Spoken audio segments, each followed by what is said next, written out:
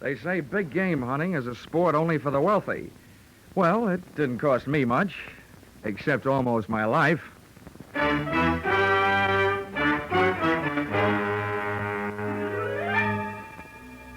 This is another in the adventures of America's fabulous freelance insurance investigator, Johnny Dollar. At insurance investigation, Johnny Dollar is only an expert. At making out his expense account, he's an absolute genius.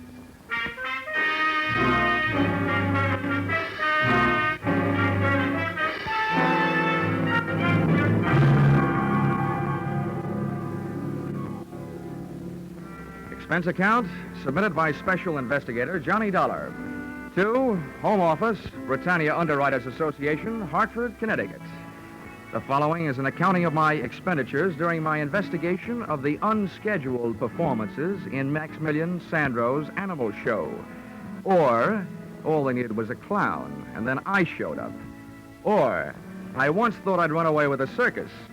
This one I wanted to run away from. Expense account, item 1. $70.21, train and cab fare from Hartford to a vacant lot just outside Brunswick, Georgia. The winter quarters of Maximilian Sandro's animal show. The first animal to show was an elephant. Bravo! Bravo! Hey, mister, where can I find Maximilian Sandro? Come on. Hey, mister, I want to ask you a question. Please, you're not so loud. You upset Blanca. I'm going to try to teach her an aria for next season. An aria? Well, that should set opera back 10 years. Ah! Sweet, Blanca, sweet. That's the only musical elephant in the world, the Pachydermachanthus. Well, look, I'll stop interrupting rehearsal if you'll tell me where I can find your boss, Maximilian Sandro. My boss? Yeah. It is I. I am Maximilian Sandro. Oh, good. I'm Johnny Dollar from the insurance company. Oh, let's make it something else. Blanca, you rest. I'm going to come back when I'm through with Mr. Dollars. Well, as I understand it, Mr. Sandro. Oh, that's a poor Blanca. She don't like to see me go. You know, she's like a puppy to me. But this is the new black leopard. That's the beginning of all of my trouble. I'm going to show you to her. Someone is tried to steal her. And that's what I don't want, Mr. Dollar. Well, since Britannia Underwriters insured her for $20,000, that is what they don't want, too. See, that cost me too much to get her from Africa. To lose her, that would ruin my financials. Everything would go. Ah, these are my monkeys. Yeah. Hi. Look, Mr. Sandro, how does anybody go about stealing a neat little package like a black leopard? And why? Why? Mm-hmm. Because she's a very special leopard. She's a very big, very shiny. I'm going to name her Ashanti. She's going to be my prize attraction. There's a lot of animal shows would like to have her. Oh, you suspect your competition? Oh, see. Well, when was the attempt made? One night last week, they make with a truck. They tried to pull her cage away, and we saved her just in time. Oh, see, my finches, the parakeets, and the toucan, and this is my crow. Yeah. Very nice. Colorful. Did you try and trace the truck? Man, no, so no what to trace. They went away, whoosh, no lights. And it's something else that's not right at all. Oh, yeah? What's that? I'm going to make a big plan. I'm going to get all the money I can put a hands on to buy her from this man Tex Randall. And then now he say the money that was enough before is not enough now. He think he cheat me, this Randall. Well, I'd like to help you with that, too, Mr. Sandro, but I'm afraid that's your problem. My job is to see that your leopard isn't stolen. I see, I know. You get to pay for your job, but you do it. And that's... Oh, no. There is a shot. There is my leopard.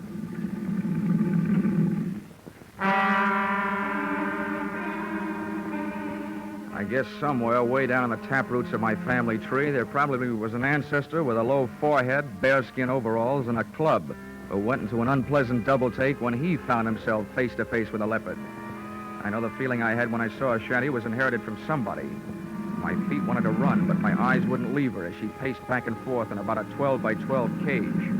Baleful yellow eyes set in a sable-black face, ears laid back and tail lashing in anger, and lips that drew up showing the nastiest set of choppers I've ever seen. She was beautiful, all right, but my vote would have gone to the iron bars that separated us.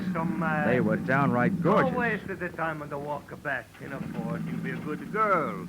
Pretty soon you and me will be good friends. You see, Mr. Dollar, right now, Ashanti, she's a very angry. She's a boil inside. But I'm a know my animals. And not long, she's going to eat out of my hand. Yeah, well, she looked like she'd make a meal out of it right up to the elbow. Oh, Hey, my Sandro. Lord. Because what? Oh, you. Who's this hombre? This is Mr. Dollar. He's come from the insurance company. Well, howdy, Mr. Dollar. I'm Tex Randall. This is the man I tell you about. How are you?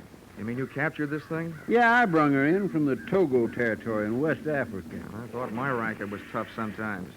What'd you use, catnip? Nope, I dug me a pit, covered her with a mat and some dirt, put me a fresh killed goat in the middle, and when the cat fell in, I got some ropes on her and trussed her up. Well, you make it sound simple. Oh, see, so make it sound simple. And why does it cheat to me? Why don't stay with the first prize? Hey, now you take a listen to me, Sandro. I told you I'd give you your money back and sell this cat somewhere else. The trip cost more than I thought it would. And I ain't about to lose dough on it just to make you happy. Sometimes I'm thinking you don't talk straight. I'm going to go back to my elephant now, Mr. Dollar. Okay, Mr. Sandro. I'll check with you later. He spent too much time talking to critters. He Oh. don't make no sense out of nothing. Right. I'm glad you're here, Dollar. I ain't been 20 yards away from this cat since I got her here. Been bunking in that sleeping bag every night right close to the cage. Now maybe I can get a break. Well, then you must have been here the night somebody tried to put the snatch on her. Did you spot anybody? Nobody I could be sure of, except maybe the little blonde guy. He left me something to remember him by. Wait till I pull my shirt up. Looky there. Looky there on my back. Just took the stitches out today. Oh, ouch. Ouch is right. The little runt caught me half in and half out of my sleeping bag. Doc says if that knife blade had gone in another hair's breadth, I'd have been spilled.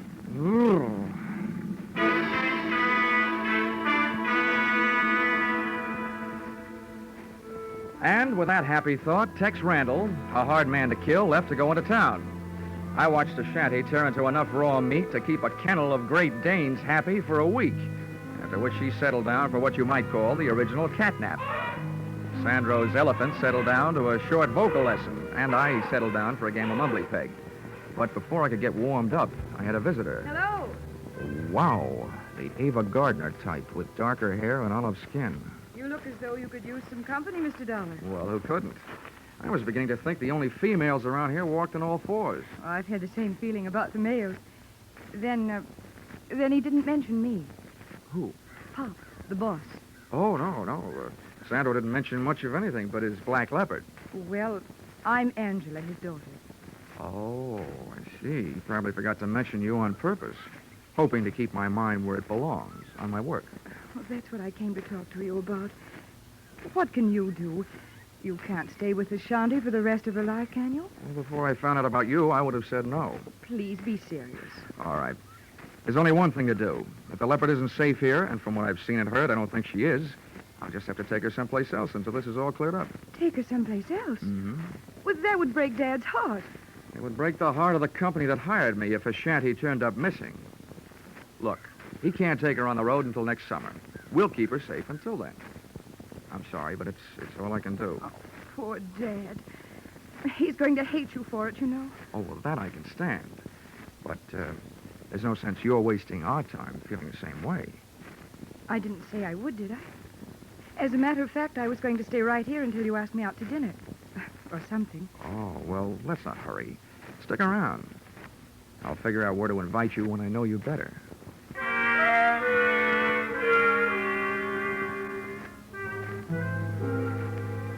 And there, during the waning hours of the Georgia day, I learned that, up to a point, Angela was an easy girl to know. She liked cocktails, dinner, and dancing, so that's the schedule we set up for later, as soon as Tex Randall showed up to temporarily relieve me of my duties as leopard sitter.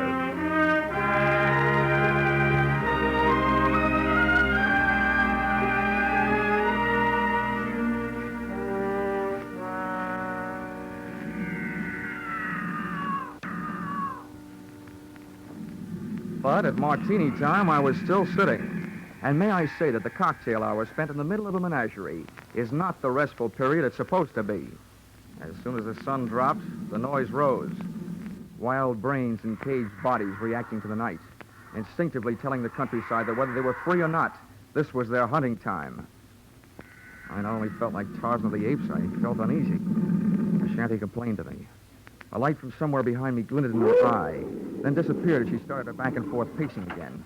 It sounded like she was trying to tell me something. She was. I was too stupid to understand it. Oh! Whatever hit me from behind didn't land hard enough. I stayed on my feet, but a pair of strong hands twisted my arms behind my back, and one hand pushed my wrists into a double hammerlock. The point of a knife was jammed into my back and started moving me forward toward the cage. The leopard stopped her pacing as she saw me coming. She reached out between the bars for me, her great claws spread, claws extended. The last thing I saw was her snarling face and the paw reaching. And there was a lunge behind me and something hit my head again. The cocktail hour was over. I'd passed out without a drink.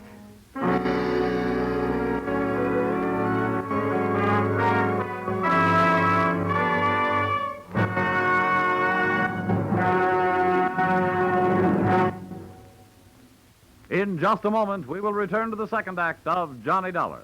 But first, last week, Vaughn Monroe's Caravan saluted the Rose Bowl team. Tonight, Vaughn will play the favorite songs of Louisiana State and Oklahoma, the Sugar Bowl teams.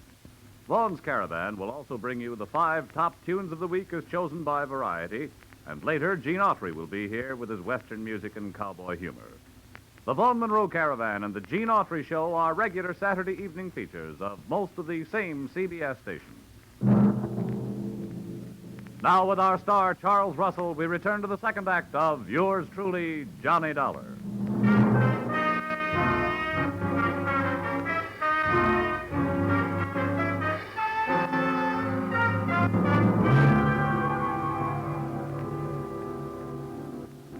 Well, sir, I don't know how I lived through that one, but as it turned out, I did. When I opened my eyes, I was still in Georgia, but that condition was about all that hadn't changed, for the worse. My head was not only aching in the back, but a new lump had been born above the bridge of my nose. But nothing else had been added. When I finally got to my feet, I saw that only a trace was left of a shanty, the Black Leopard. A pair of ruts in the dirt made when her wheeled cage had been hauled away. I started out to find Sandro and a telephone, but one of my feet found something else before I'd taken 3 steps. I didn't know how he had gotten where I was supposed to be, but he'd made it. Tex Randall, his neck twisted and the marks of claws on the side of his battered head.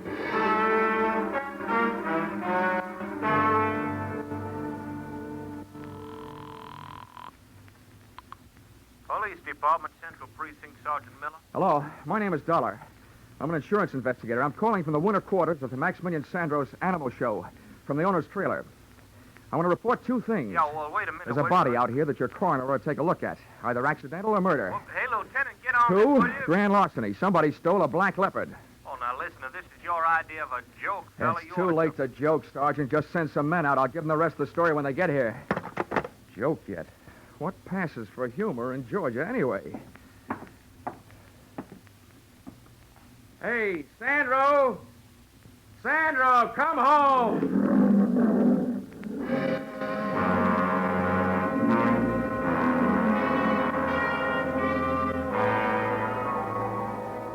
Nobody answered me but an old Libyan lion, so I shut up.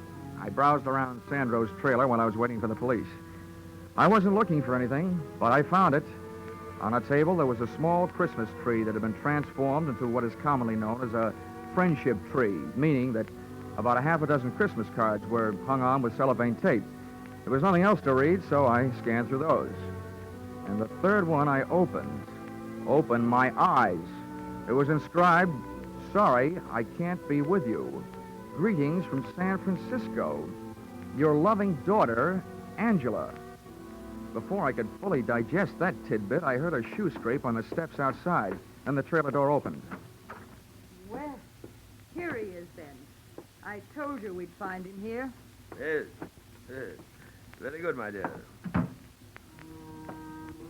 The man with the Angela by whom I had so recently been taken in looked 50-ish, capable, suntanned, and well-armed. Well, Mr. Dollar. You don't appear to be surprised. After what's happened already tonight, I wouldn't be surprised if General Sherman dropped in on his way back from the sea. Yes, splendid. I admire a show of courage. A sense of humor at the point of a gun. Oh, think nothing of it. Sometimes my jokes are so funny they kill people. I think we'd better get him out of here, Ben. I don't think it's safe. Yes, you took the words right off the tip of my tongue, my dear. Shall we go, Mr. Dollar? Should I ask where and why? I've taken a small place in town. There, at our leisure, we shall discuss a fascinating subject. Hmm? Namely, the whereabouts of a splendid black leopard.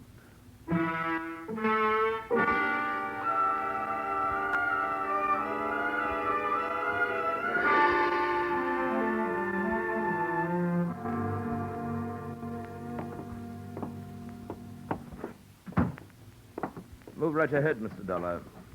Oh, my dear, run up to Harold's room. Fetch him down. I may need him. All right, Ben. Into this room, Mr. Dollar. And please be seated. If you don't mind my asking, Ben, how do you manage... My dear sir. Hmm? It just so happens that my full name and title is Sir Bennet Mountford. The term of familiarity, Ben, is to be used only by my closest friends. Now, if you will couch your question properly... Oh, it wasn't important. I just wondered, since that gun seems to be so much a part of you, how do you manage without shooting yourself while shaving? You've a ready wit, haven't you? I know the proper time and place for a weapon, my boy. I've learned from experience. I chose early in youth as my avocation the hunting of big game. If you had faced the last desperate charge of a wounded lion or a maddened rhino as I faced them, you too would realize that a good weapon, properly aimed, is man's best friend. Which brings us to the subject of our mutual interest, the black leopard. Where have you hidden her? What makes you think I have? No. Let's have no deception, sir. The report brought back by my charming accomplice, who so ably posed as the daughter of that stupid showman, Mr. Sandro, was that you made no secret of your plan to carry off the cat to a place of safety. You will not deny that. Why should I? You wouldn't believe me if I did. Yes, an admirable attitude, sir. Now, once more. Where is the leopard? If I told you, it wouldn't be worth much as a hiding place, would it? If you do not tell me, sir, your life will be worth very little. Come now. Perhaps your loyalties are misplaced. What did that market hunter, Mr. Randall, tell you about the cat? Not much. Except that he got a knife in the back, put there by somebody who was trying to steal her. Well then, sir, I'll spin you a tale that'll set your blood to pounding. What would you say, my boy, if I told you that that black leopard is worth a king's ransom? Well, I don't know. I'd probably ask why. Well, she is, sir, and I'll tell you why. She was captured in the Togo territory, West Africa. I am quite familiar with that section. I've hunted there. A district par excellence for elephant, buffalo, and situtanga. As a matter of fact, I was there before and shortly after Randall's infamous trapping of that fine beast. Did he tell you that? Well, if he did, it didn't make any impression. I hear there are a lot of people in Africa. Well, to continue. The Togo territory is inhabited by the Awe tribe, a group of long-headed patrilineal people whose most interesting characteristic at this moment is the fact that they are animal worshippers. Now, does the point sink home? Vaguely. That leopard Randall snagged is important to them. Is that it? Yes, precisely. You've struck it. And they'll pay a veritable fortune for her return. $100,000 in gold. And now that I've let the cat out of the bag, so to speak, do you have a price in mind? In return for which you will share with me the hiding place of the animal? Yeah, you go on back to Togo, and I'll cable you the address. It's obvious, sir, that you are not in full command of your senses. Harold! Harold! Yes, hold your horses. I'm coming. Look, if Harold is your violence department, Ben, you can save your breath and his muscles. I'm not having any. Stay where you are, sir. I give you fair warning. Oh, nuts to your fair warning. If you want to find that black leopard, and I'm the only one that knows where she is, you're not going to do it by puncturing me. Come back here, you fool. Come back here. Take it easy, Ben. I'll get him from the stairs. That's far enough, Mr. Dollar. You better call off your infantry, Ben. All right, wise guy. Here it comes. Harold, wait. Let him go. What's the matter? You crazy? He's going to steal me. Let him go, lest Randall have the upper hand. Oh, brother.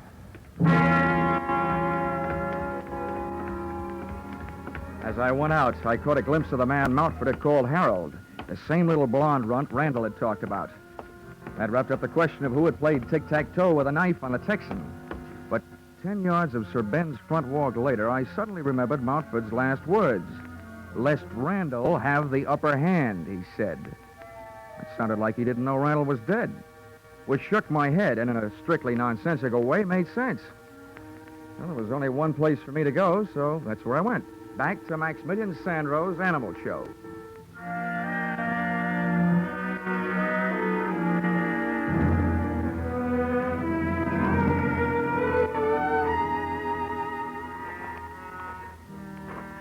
When I got there, I was awake, but all the smart animals were asleep.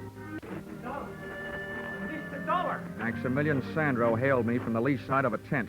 Come in, Mr. Dollar, into the shadows. The police is by my trailer. Where have you been, Sandro? I was hiding, but I worry so much about you. When I come back where you are, you're not there. What do you mean by your black leopard's cage? I'd left. That place had unpleasant memories for me. Oh, see, me too. I'm sad with it. When I see that man, Randall, he's a push you to the cage with a knife, I'm a go crazy. I'm a nothing. I'm a run up and a push. So then you fall, you hit your head in the bottom of the cage. And then Ashanti, she hit the Randall instead, and I'm so sorry. Oh, don't bother with an apology to me. No, you don't understand. Look, I'm a commit the murder. With these two hands, I'm a push him on the leopard. Oh, there's such a thing as justifiable homicide. You were saving my life. So let's not worry about it until it gets to court. If it does. Where did you take your cat? How you know that? Nobody else has her, so you must. You were at the right place at the right time to haul her away. All right. I tell you true. See, I take her away where she's safe. I keep her where she is until this trouble is no more. Oh, now, listen to me, Sandro. I know how you feel, but I've met the people who were after your leopard. They say they can get $100,000 for her back in Africa. $100,000? Consequento. For that kind of money, they'll never stop looking for her. The only way to stop them is to let them find her, and then we'll try and wind this thing up. Wind up? Does you mean finish? Yeah. Oh. I'm pretty sure I've been followed here. Now, will you take me to the hideout? No, so there's people, they follow you there. I'm not like that. I don't either, Sandro. $100,000 worth of cheese would even make a mouse dangerous.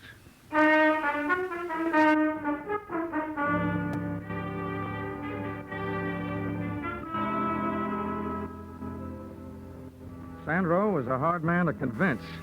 I wasted more words than a Republican campaigner, and then I used blackmail. Then I told him I'd turn him in for Randall's killing and testify against him instead of for him. He saw things my way.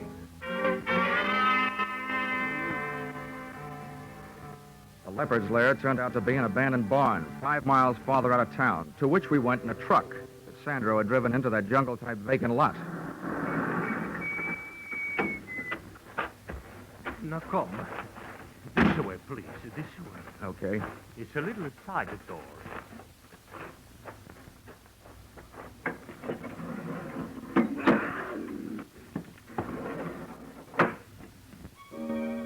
Ashanti was performing that old dance of hers again, pacing the length of her cage, back and forth, her head swinging rhythmically each time she turned. We'd made ourselves easy enough to follow on the way out, but my neck was getting stiff from helping my eyes follow the leopard's movements before I heard a sound outside the door. It sounded like a bolt jamming a shell into the chamber of a rifle. And that's what it was, because a rifle was what Sir Bennet Mountford was carrying when the trio came in. Close the door, Harold. I just did. You, my dear, stay here out of harm's way. Yes, Ben. I'll be all right. Well, Mr. Dollar, I would say that the long stalk is successfully completed. The search ended. Quite a hunter, Mountford. Somebody should crown you with a coonskin cap, with a raccoon still living in it. Yes. I'm glad to see you enjoying yourself, sir. Since the time for levity is on the wing, so to speak. Harold. Yeah, name it. Keep these two in your sights with a ready finger on the trigger. I'll set about putting this vicious cat out of existence. But no, he's not shooting my Ashanti. Hey, Mountford, are you crazy? Put that rifle down. Shut up, Dollar. You aren't running things. Mountford, if that cat's worth $100,000 alive, why kill her? Because we shall realize a much greater profit with her dead. Namely, $500,000 in uncut diamonds that are hidden in the floor of her cage. Diamonds. Well, they couldn't have been safer, could they? Precisely Randall's idea when he put them there in Africa. Now stand aside, sir. I don't wish to fire through your head, but I will if I must. No, he's not shoot my shot. Hey, watch that maniac! He's going to let that cat out! Ben, stop him!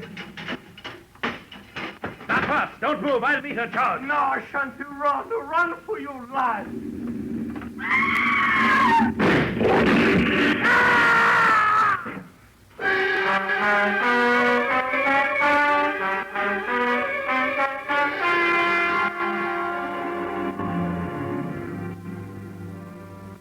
Mountford had a lot of guts, but sometimes luck helps, and that night he didn't have any. Ashanti sprang straight through the little door of her cage. She was still in the air when she went past him, head high, and as she did, one of her fatal front paws reached out for him.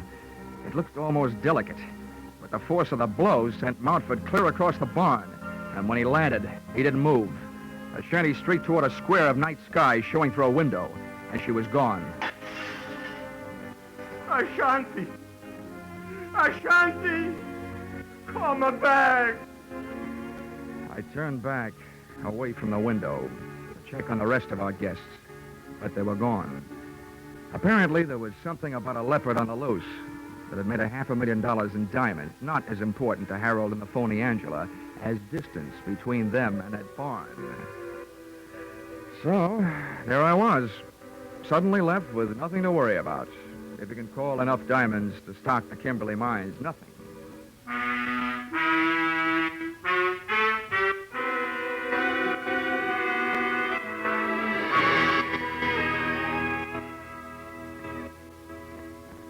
Expense account, item 2.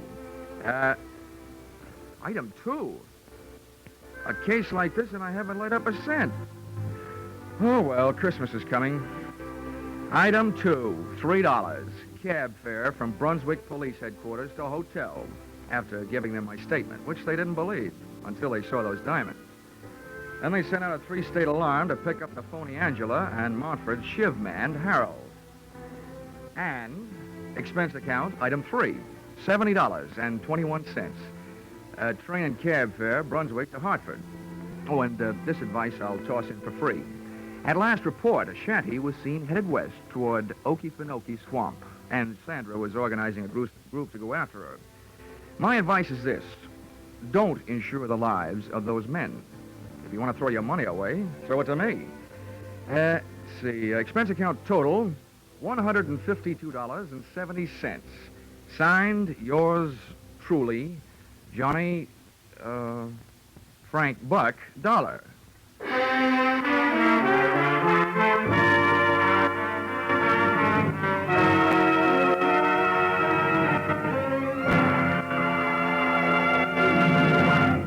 Yours truly, Johnny Dollar, stars Charles Russell. Tonight's script by Paul Dudley and Gil Dowd was produced and directed by Ralph Rose. Featured in the cast were Lynn Allen, Larry Dobkin, Bill Conrad, and Parley Bear. The special music is written and conducted by Leith Stevens. Your announcer, Bob Stevenson.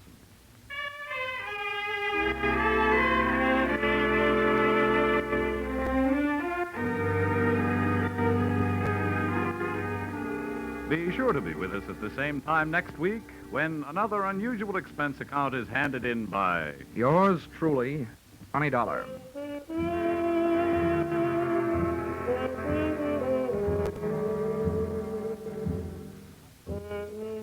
Teamwork. That's the American way. Working together to produce more per man, per machine, per hour, so that everybody on the team benefits. The American economic system is geared to benefit all of the people. Under this system, everybody moves together toward the common goal of better living. The better we produce, the better we live. For your free copy of the booklet, The Miracle of America, write Box 10, Times Square Station, New York City. Stay tuned now for Vaughn Monroe's Caravan, which follows immediately on most of the same CBS stations. This is CBS, where yours truly, Johnny Dollar, meets adventure every Saturday night, the Columbia Broadcasting System.